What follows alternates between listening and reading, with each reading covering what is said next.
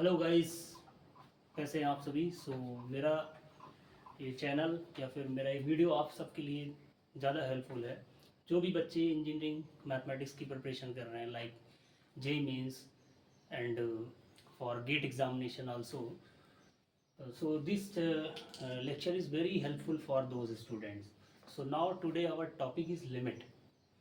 Today आज हम लोग जानेंगे लिमिट क्या होता है, लिमिट के बारे में जानेंगे, लिमिट की ओरिजिन कहाँ से हुई, लिमिट क्यों पढ़ते हैं।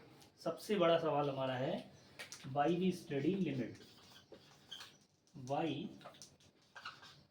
We study limit, why we study limit. हम लोग लिमिट क्यों पढ़ते हैं। जैसे एक मान लीजिए कोई भी फंक्शन है, let us suppose a function F such that R to R F X बराबर डिफाइंड बाई एफ एक्स बराबर X square by X equal to X. क्या ये बात हमेशा बोलना सही होगा कि एफ एक्स बराबर X square by X equal to X हमेशा सही होगा? नहीं, इसका आंसर हमेशा बोलना एफ एक्स बराबर X square by X equal to X सही नहीं होगा। इसके पीछे का रीजन क्या है। सपोज दैट यहाँ पे बोला गया for every X belong to R. जैसे ही हम एक्स बराबर जीरो रखेंगे, जैसे जहाँ जहाँ एक्स है हमारे फंक्शन में, अगर हम एक्स बराबर जीरो रखेंगे तो ये फंक्शन हमारा हो जाएगा एफ बराबर जीरो स्क्वायर बाई जीरो बराबर zero equal to zero by zero, जिसको हम मैथमेटिक्स में बोलते हैं इनडिटर्मिनेट फॉर्म। मतलब यहाँ पर फंक्शन को प्रॉब्लम होगी, यानी एफ एक्स बराबर एक्स स्क्वायर बाई एक्स को हमेशा एक्स नहीं लिख सकते, सिर्फ एक ऐसी वैल्यू है एक्स बराबर जीरो।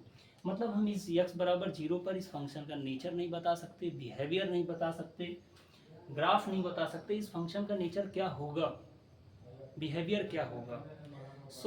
काफ़ी समय के बाद, लॉन्ग सेंचुरीज में के बाद हमारे बहुत सारे मैथमेटिशियन ने इस पर वर्क किया कि अगर एक्स बराबर जीरो इस फंक्शन में रखेंगे तो उस फंक्शन का नेचर क्या होगा, बिहेवियर क्या होगा, उसका ग्राफ क्या होगा।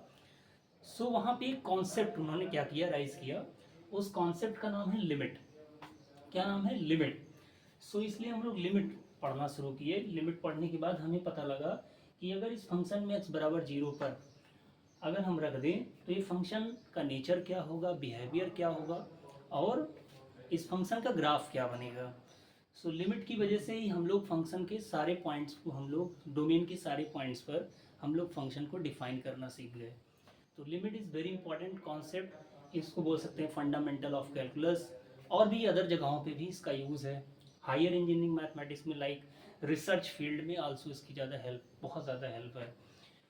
Thank you guys.